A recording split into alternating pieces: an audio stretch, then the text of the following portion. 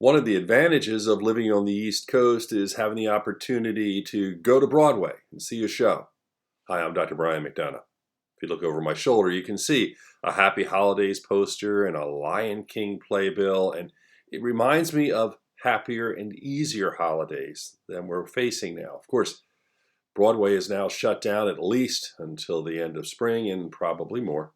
And we're watching a different change in the COVID-19 world, but we're also trying to live through our normal experiences, things like Thanksgiving, Christmas, and other holidays that are going to occur become much more frightening for all of us. Like, how do we deal with this? How do we stay safe? Well, the same rules apply, of course. Social distancing, wearing masks, and washing your hands. The CDC says the safest types of events are when a family that's been together celebrates together because you've all been exposed to each other. But when you start to bring in family members from distances, you have to be very careful. Here's a few key points. First of all, if you're someone who is coming home to see your parents or your grandparents, you have to really think about this carefully. Is it better to have a virtual experience? Even though you'd like to be there personally, you can be putting them at risk. You could also put yourself at risk, and here's what I'm talking about.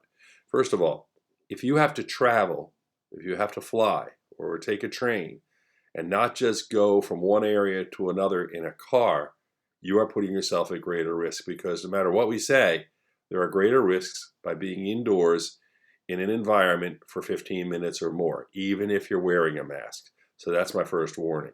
My second concern is this. If you're coming home to your parents or coming home to your grandparents, you really should quarantine for 14 days. The quarantine is very important because it decreases any opportunity that you may spread the virus to them. You also have to be tested to make sure that you're negative. And remember, testing is not 100%. We saw that with the Rose Garden experience. You have people who test negative, but they still could be carrying the virus. So you have to look at all those risks and make a determination along with your family about what's safest for you. Don't feel guilty if you're not getting together in person this year. There are things you can do. For instance, you can have a virtual Thanksgiving. You can all share recipes and eat at the same time and talk as if you would have on any family Thanksgiving dinner. You can even have the arguments and the debates that occur every year. They definitely will happen. And if you Zoom it or whatever opportunity you have, you can do it. So if you're younger and you know how to do these things, you can help your parents or grandparents with it. And finally, and perhaps most importantly, the CDC is warning that Thanksgiving could be our most dangerous holiday. Think about what happened Memorial Day, July 4th, Labor Day, and how when people got together, they weren't wearing masks and they were in social settings and traveling, how the numbers 2 and 3 weeks later went up around the country.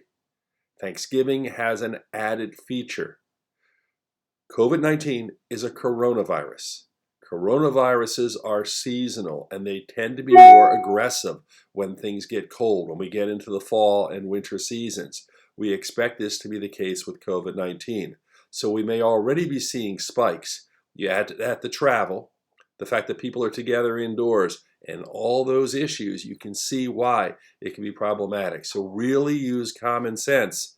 We'll talk more about Thanksgiving and the other holidays as time goes on, but we're a month away, and I thought it was important to bring it up now.